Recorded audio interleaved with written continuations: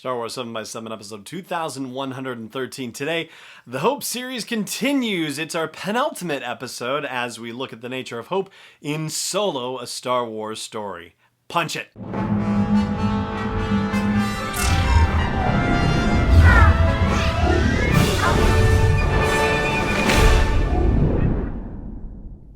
Hey Rebel Rouser, I'm Alan Voivod, and this is Star Wars 7 by 7, your daily dose of Star Wars joy, and thank you so much for joining me for it. So here we are with the other standalone movie, Solo, a Star Wars story. Now here's the crazy thing, or at least one of the crazy things about this, is that out of all 10 movies that I've done in this series so far, this one I actually stopped the least. I took the least amount of notes for. I ended up getting sucked into the story and forgot to actually stop it and scribble notes madly here and there, and ultimately had to kind of go back and take notes here and there just to, catch the things I needed to catch. So it's partly because I actually got sucked in, and partly because the instances of hope are really not as overtly presented.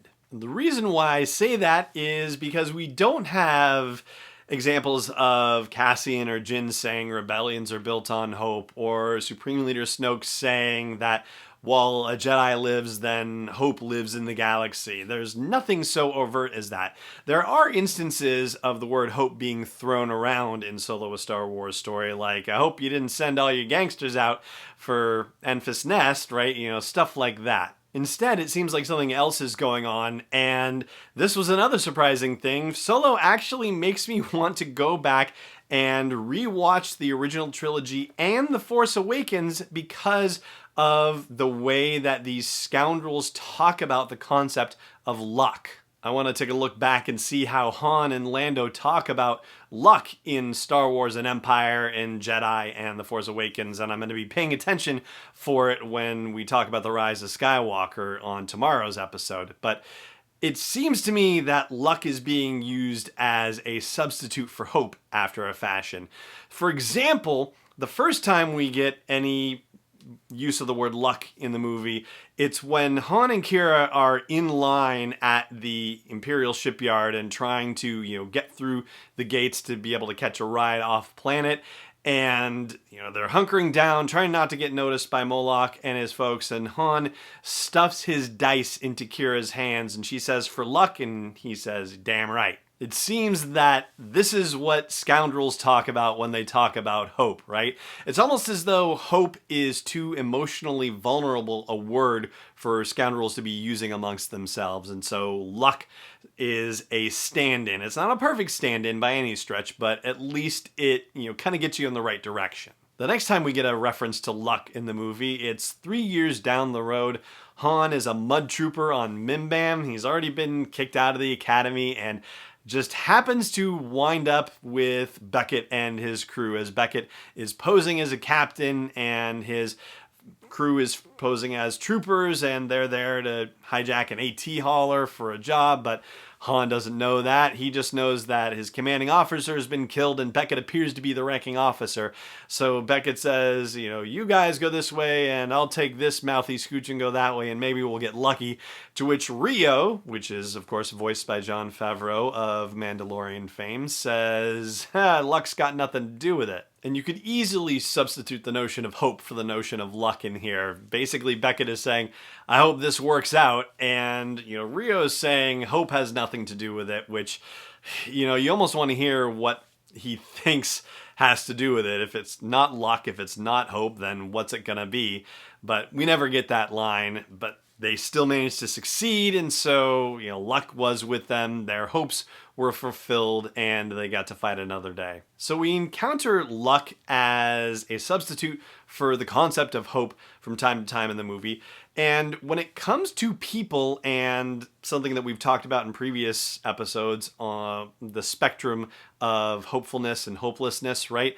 Well, the quality of luck is also assigned to that as well. For example, when Han meets Lando for the first time and he looks at Lando's winnings and says, "Oh, looks like you're having a good night," and Lando says, "I'm a lucky guy," right? It's the way that he imagines himself, he sees himself in that very positive, optimistic light. He is a very hopeful character. And there's actually no talk about being unlucky or luck not being on one side in this movie, but you can easily imagine how, if that had been said, or even just conceptually, just thinking about it right now, that would equate to a hopelessness, right? The notion that forces outside your control are not conspiring to help move you in the direction of your dreams. And so therefore, that would create a hopelessness, a feeling of unluckiness. But even if we're not talking directly about hope or indirectly about luck,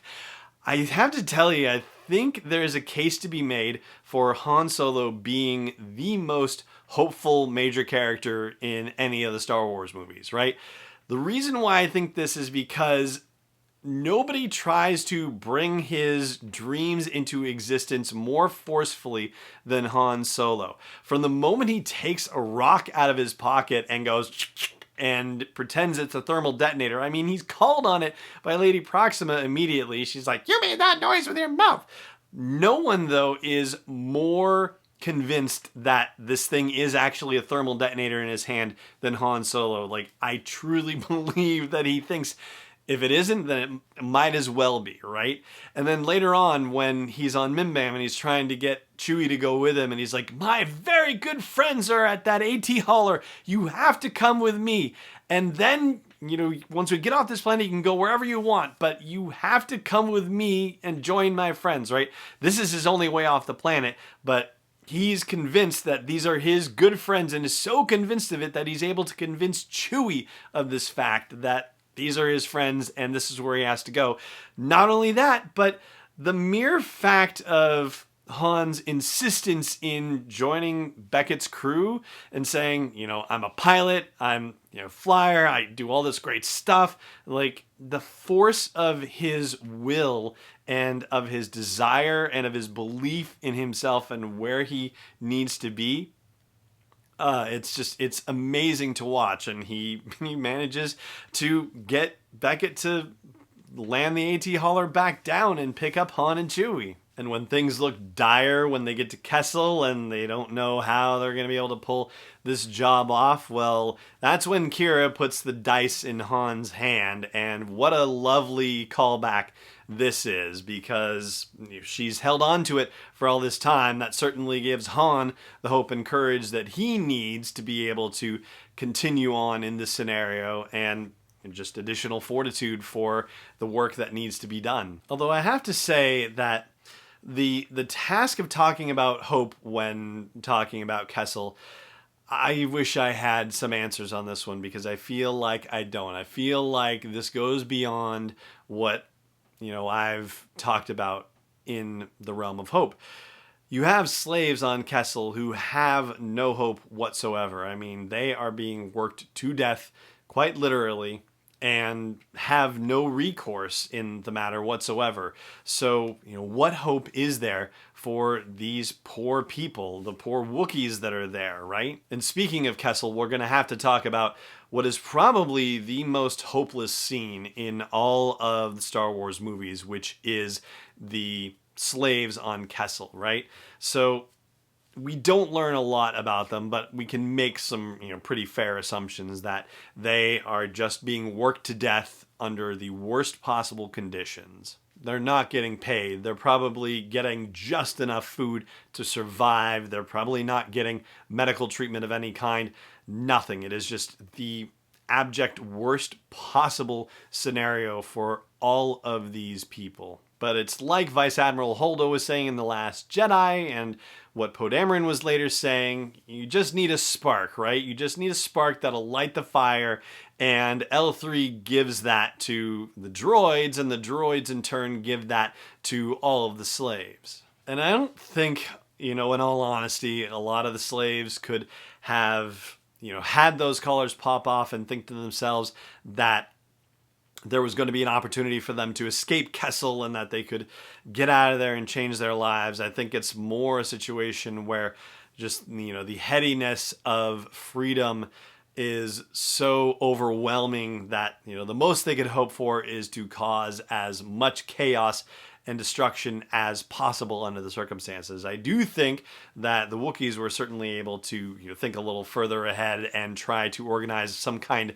of escape, but really it seemed like mayhem was all that was left for anybody who was working there as a slave. And certainly that relates back to even something that Lando said at the Battle of Endor when he told Admiral Akbar to take all the ships closer to the Star Destroyers, and he said, and we might just take some of them with us. But back to the notion of Han arguably being the most hopeful character in the movies. I feel like that hopefulness is part of his thinking when he decides to side with Enfys Nest at the end of the movie. He has no love for the Empire, of course, but really he has no love for bullies, and Crimson Dawn certainly fits that description as well. For all intents and purposes, I don't think he sees much of a difference between the two, other than, one purports to be, a law and order situation, but is really abusing their power, and he has seen that firsthand. And Crimson Dawn is basically just a bigger and more organized version of what he put up with Lady Proxima. And maybe, just maybe, instinctively, intuitively, he realizes that what Enfys Nest is actually about is not just being a marauder and stealing things from crime syndicates and whatnot, but that she actually has bigger, broader, more altruistic motives in mind. More hopeful motives, if you will. Despite the fact that he had, obviously, an encounter that didn't go well with Enfys Nest back on Vandor 1, which certainly led to the loss of Val, Beckett's wife, so obviously there's a tragic component to this, but he certainly senses something about Enfys, I think, that ultimately leads him to side with her. And I think it's because, as Kira says, I know something that nobody else knows, that you're really the good guy, and that's where he's operating from. And that is where we're going to leave things with our discussion about hope as it's manifested in Solo: A Star Wars Story, and that is going to do it for our episode as well. Thank you so much for joining me for this one, and as always, may the curve be flattening for you wherever in the world you may be. This podcast is not endorsed or sponsored yet by Lucasfilm Limited, Disney, or 20th Century Fox. It is intended for entertainment and information purposes only. Star Wars, the Star Wars logo, all names and pictures of Star Wars characters, vehicles, and any other related Star Wars items are registered trademarks and/or copyrights of Lucasfilm Limited or their respective trademark and copyright holders. May the force be with them. All original content is copyright 2019 by Star Wars 7x7. We hope you love it.